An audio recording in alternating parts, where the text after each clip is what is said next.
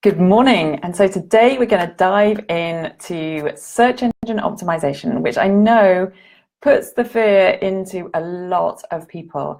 So I'm going to cover the basics and I'm going to run through it quite quickly. What I want to be able to do is to get you up and running and using some tools, some free tools, which are going to enable you to create compelling listings in the search engines. So what we need to start off with is we need to start off with keyword research. Now, I know that that sounds terrifying, but it's one of the most important and valuable and frankly high return activities in the search marketing field. So if you are ranking for the right keywords, it can make or break the success of your website. So you need to do a little bit of research, and it's going to help you not only learn which terms and phrases to target with your search engine optimization, but it's also going to help you learn about your customers as a whole, which is a good thing, right? So it's not always about getting visitors to your website. It's about getting the right kind of visitors. And this kind of useful intelligence, you can't overstate it. It's really, really important. And so with some decent keyword research, we can start predicting shifts in demand. We can start to respond better to changing market conditions, produce products and services which are more relevant. And basically, we can be starting to do stuff which our web searchers, who are our visitors and our potential clients, are actively looking for. So I have to be honest with you, in terms of all of the newfangled stuff that's going on out there in terms of live streaming and messenger bots and all this kind of stuff, in the entire history of marketing, there's never really been such a low barrier to entry in terms of understanding the motivations of our consumers and our clients across all niches. This is for everybody. So in terms of keywords, we're going to have a look, and I'm going to start with tools that you use every day. You're looking at it right now, okay? Because I can guarantee that you are probably using Google on a regular basis. And so I want to show you how you can use Google to help you ascertain what people are searching for on your website. So I haven't introduced myself. And for those of you who don't know me, my name is Vicky Etherington. I'm the website mentor, and I help people optimize their existing websites, and I teach coaches and therapists how to create their own client attracting websites. So what we're going to have a look at today, and we're going to be really brief. I'm going to keep this short, so we're going to cover a lot in a short period of time. But I want you to think about what kind of keywords are relevant for your website's content. What are people looking for when they need to find your kind of products and services? And will that kind of traffic that it's generating, will it result in people being ideal clients? So we need to start looking for those terms and phrases in major search engines which are going to give you a valuable insight into what people are looking for. So I'm starting off with Google because I want to show you how valuable this can be as a tool. So on Google, we're going to just have a look for life coaching. And I'm going to type that in, and you can see right from the outset, we have some sponsored links, and we know that because they're denoted with this little symbol that says add, and there's normally 3 or 4 of them on a page. So we've got these, which aren't what we call organic searches. These aren't ranking because they've done a really great job of optimizing their pages. They're ranking because they paid to be there. So then we get down to these links, which are not paid. They're not sponsored links. So these have ranked on their own merit organically for life coaching, which, by the way, is a really generic phrase. It's not at all specific. So we can have a look. We'll scroll down through these local listings, and we can see what kind of terms are coming up, what kind of results we're seeing. And you can see that life coaching or life coach is going to be in all of these titles. So this has life coaching. What is life coaching? Life coaching, what I do. Life coach job profile. This shows up because life coach is included in the keyword. If I was to take off the ing, it would be life coach. So we will see some stuff come up for life coach. In fact, this very first one is life coach directory. So keep that in mind as well. When you're adding ings or s's to words, they're still going to show up in the abbreviated form of it. So life coach job file, the coaching academy, life coaching corporate, life coach. So you can see what I mean. All of these are showing up with the keyword in their title. And most of them will also have that key phrase or keyword within their URL, which is the green text here. So this is life coaching. This is life coaching, what I do. Life coach here. The coaching academy. This hasn't got it in its URL. Life coach. So most of them have the keyword within their URL as well. And if you're looking for it within the description, then it's emboldened, so you'll see that it's also in most of them, or one of those words, either life or coaching, will be somewhere in the description as well. So you can see that if we're going to optimize how we look in these previews, we want to be including the keywords that people are searching for, definitely in the title, preferably in the URL, and preferably in the description as well. And today I'm going to show you exactly how to do that. But first of all, you need to know which keywords you are going to be looking for. And because each keyword should be different on every page of your website. Don't be using the same keywords across your entire site, because it means that you're limiting what Google is able to rank you for. So if you're a life coach, you are going to be talking maybe about NLP on one page, in which case that's going to be a good keyword for you. You might be talking about your geographic location when you're talking about on your contact page. So you might be talking about a life coach in Reading, for example. So you want to make sure that you are using keywords differently on each of your pages. So don't just settle for one keyword per website. It's really, really important to make sure that you understand that. The other thing that I want you to be really clear on is what we call long tail keywords. So where we're looking at life coach here, this is a very generic keyword that we're using. So if we were, I'm just going to use a retail example. If we were to wanting to rank for the word shoes, for example, that would be an amazing keyword to rank for, right? Because there's loads and loads of people who are going to be searching for shoes. So there might be like 5,000 searches a day, or even 500 searches a day for that particular keyword would be amazing. But in reality, these people aren't being specific. They don't have any kind of buying intentions. They might just be looking for information about shoes. They're not actually getting their wallet out and they're ready to buy something. If you are working with more specific keywords, what we call long tail keywords, in the example of shoes, if someone is searching for best price on Nike size 12 blue trainers, they're very specific. They are looking for a pair of Nike blue size 12 trainers. They literally have their credit card ready to buy something. So when they land on your website, they're ready to go. So those long tail keywords are actually really, really valuable to us, because they're bringing far more specific traffic, search traffic, people who are ready to actually engage with us. So what I want to show you on Google is where we've had a look at these life coach examples. We can have a look down at the bottom where it says searches related to life coaching. Now keep in mind that Google is very intentional about giving people the results that they want. It's all about relevancy to them. That's how they make their money, through the sponsorship, because they're sending people to relevant pages. So down here, they are giving us more options on things that we actually might want to see. So life coaching UK, life coaching London, life coaching online, life coaching courses, life coach courses UK, areas of life coaching, benefits of life coaching NLP. These are all really, really great indicators for us to use in our keywords. So if we're wanting to expand the long tail keywords in our kind of periphery, this is a great place to do it. So if I'm an NLP specialist who has life coaching courses, I could click on this and see what other options it's going to bring up for me.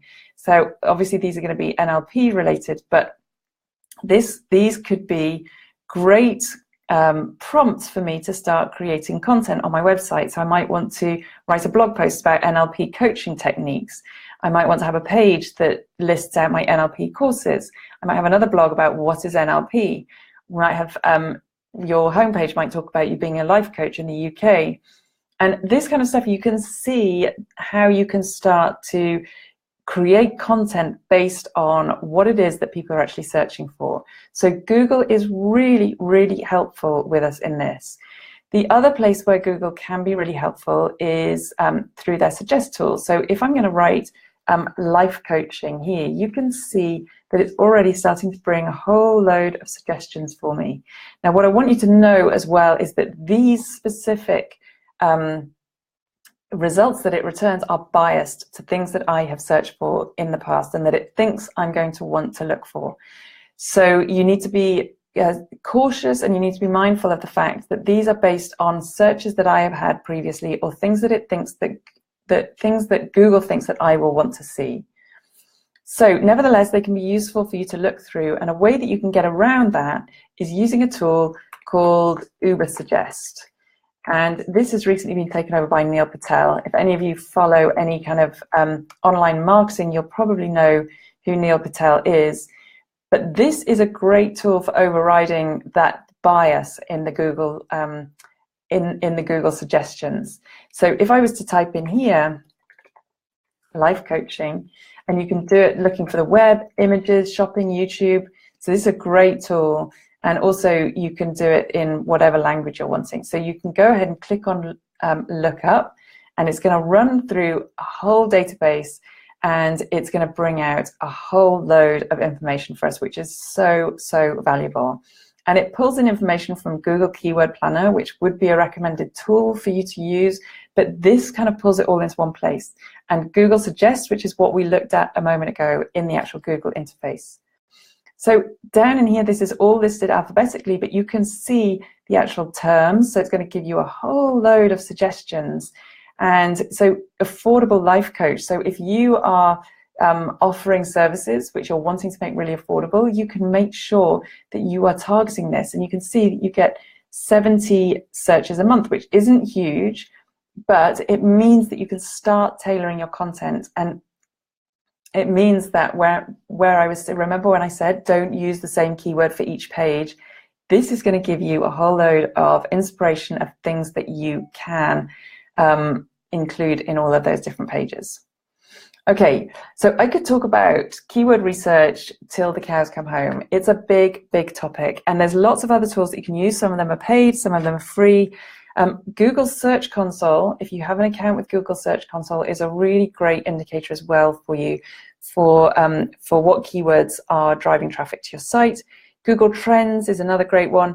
Google Keyword Planner, I mentioned already. If you are using Google Ads for pay-per-click advertising, then you already have access to a whole lot of insights through your Google Keyword Planner.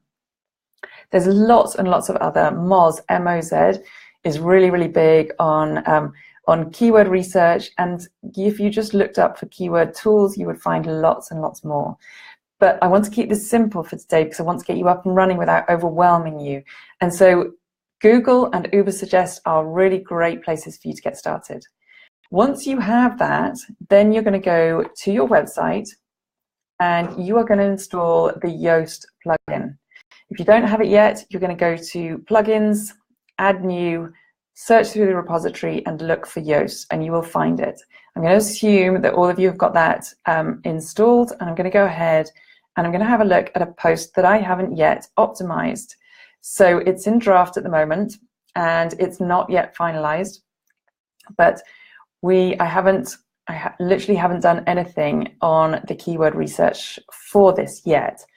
But if I was going to go ahead and do some research on it, I would go through those steps that we've just taken. And I'm going to make an assumption that I have found the keyword that I want to use for this. And it's going to be a speed up a slow site. I really should go and show you. Let me just, if I go back to Google, I type in slow site, and we get a whole load of information about, there's actually no sponsored links in here, but you can see we get a whole load of inspiration of content that I could be writing or headings that I could use. And when I get down to the bottom, I can see that we have some related searches: slow website troubleshooting, slow website loading problem, reasons for slow website loading, website load test, website speed test, why are websites so slow, website slow test. So you get the idea that we could be using any of these to actually include within my actual keywords. So I'm going to go back to that page that I was just on just now, and we're going to have a look at Yoast. So Yoast is going to be underneath the main content of your page, and in here we get a preview of what it looks like in Google. So you remember we had a look right at the beginning of the title, and we were having a look at the keywords within the title, and then we had a look at the URL and the description. Now, all of this preview is exactly how it's going to look on Google. And so what we want to do is we want to customize it, A, so it includes the keywords that people are looking for, and B, so it's really compelling for people to click on, because it's one thing to show up in the search engines, but you're in amongst a whole load of other things that people have searched for, in amongst a whole load of other search results. And we want to make sure that they choose our link to click on. So you want to make sure that this title is really, really compelling. So I'm going to go ahead and I'm going to choose a focus keyword. This is where you add the keyword that you have researched, that you've found, and you've settled on one that you're wanting to use for this particular blog post. Obviously, keep in mind it's got to be relevant to the content, right? So my title for this blog post is Quick Wins to Speed Up Your Slow Website. So I'm going to use a focus keyword, which is speed up a slow site. So, in fact, website. So speed up a slow website. And you can see I've got an amber light for this. Now, Yoast is going to analyze your content as you start making changes, which is why it's such a powerful tool for people who are beginning with search engine optimization. Yoast is honestly such a powerful tool, and there's so much that I could tell you about it, about setting it up and configuring it. And so today I just want to get you going with the absolute basics to make sure your website is showing up in search engines in the way that you want it to, for the keywords which are going to bring you traffic. So once we've got our focus keyword, we're then going to edit the snippet. So the snippet is what appears on Google and the search engines. And we can edit that by clicking here. It brings us a whole load more options. Now, when you're setting up setting up Yoast and you're configuring it, you have options of what you want to show by default in this title. So if you don't make any changes, it's going to automatically show up the title of the page. That's what this means. Then it's going to show up a separator and then the site name. So you can see this is the title of the page, the separator, and the site name. So we don't necessarily need the site name or the separator, so we can change this. We're going to overwrite it, and I'm going to type in here, let me just have a look at my focus keyword is speed up a slow site. So I'm going to do how to speed up a slow website using free tools. Now you can see I'm on orange at the moment. Yoast is going to tell me when it's optimized for the right amount of characters. So I can carry on typing if I want to. So, so I'm going to add something else in here. So I'm going to say how to quickly speed up a slow website using free tools. And you can see that this is now turned green. Now, a word of advice, we should be front loading these titles with our focus keywords. So when I say front loading, the sooner they appear in this SEO title, the better you're going to rank. So I would probably want to switch this around a bit. So I might want to change this to speed up a slow website quickly and easily using free tools. And that means that now I've front loaded this with the keywords. So now I need to add a meta description. This is this area here, which if you don't change it, it's just going to be populated from the content on your page. So you can see that this just says why your page load speed is important, being stuck behind an overloaded hay lorry on a narrow road, etc., etc. That's because that is the very beginning of my content here. So it's my title, and then it's the content. So you want to change that because it doesn't read well. And remember, it's all about making this entry compelling for people to click on when they actually see you in the search results. So we want this description to make sure that people recognize that they're going to get the content that they really need and that they're looking for in our blog post. So in here, I can put, remember we want to front load it as well, a slow website can result in a terrible experience. Experience for your users, and can also harm your rankings in search engines. Here are some quick wins. And you can see now I'm in the green. Up a slow site. So now I'm in the green, so it's a good length. I haven't front loaded it, so I might want to switch this around. So I could say quick wins. So if I take this out and just say quick wins to speed up a slow site are really important. A slow site resulting terrible experience, here we go. So if I was to carry on typing here, I just want to show you what's going to happen. If I carry on and type too much, this green line, you can see that you get a lot of content area, so you can be specific if you want to, but now it's turned red, okay, because I've got too much in there. So let's take that out, and it's green again. So I still have an amber light here. So let's have a look at what Yoast is saying are some of the problems. So it's going to tell me that the focus keyword doesn't appear in the first paragraph of the copy. So I need to make sure that the topic is clear immediately. Keyword density is 0, so I need to go in and add some instances of this keyword, speed up a slow site. I need to add that into the content somewhere. It says no meta description has been specified. It obviously hasn't yet realized that I've added something in here. I don't have any images, no internal links on the page, so I want to make sure that I'm linking to other content on my website. And the focus keyword, speed up a slow site, does not appear in the SEO title. Okay, did I not do that? Let's have a look. Speed up a slow website. Okay, it hasn't caught up with me yet, because do you remember I wrote slow site and then I changed it? So it hasn't quite caught up with me yet, so some of these aren't actually specific to me. So the other thing I want to draw your attention to is this slug. This is the URL that's going to appear. So at the moment, it's just taken it from my page title. So I'm going to change this so it's just speed up, because it's speed up a slow website quickly. There we go. And again, so that's now front loaded as well. And I'm going to go up and check what's going on at the top of my page. So why your page load speed is important. I need to actually have something in the beginning that says speed up a slow website. So I'm going to take this up and I'm going to add in here, instead of why your page load is important, why it's important to speed up a slow site, because that's going to solve some of those issues. And then I'm going to save my draft and see if Yoast catches up with me. I don't think that actually saved. Here we go. So at the moment it's amber, so it's okay. We're not in the red.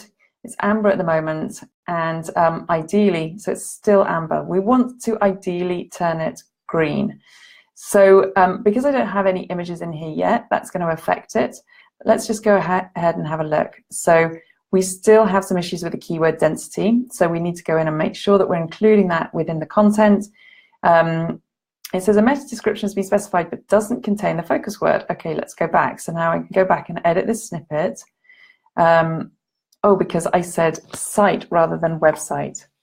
Okay, so I want to, so little things like that are important. You need to make sure that you're paying attention to what it's telling you. So I don't have images, I don't have internal links. So if I were to, can you see it's turned green now because I've just changed that, and that's all it took was to make sure that my meta description included the focus keywords exactly as they were.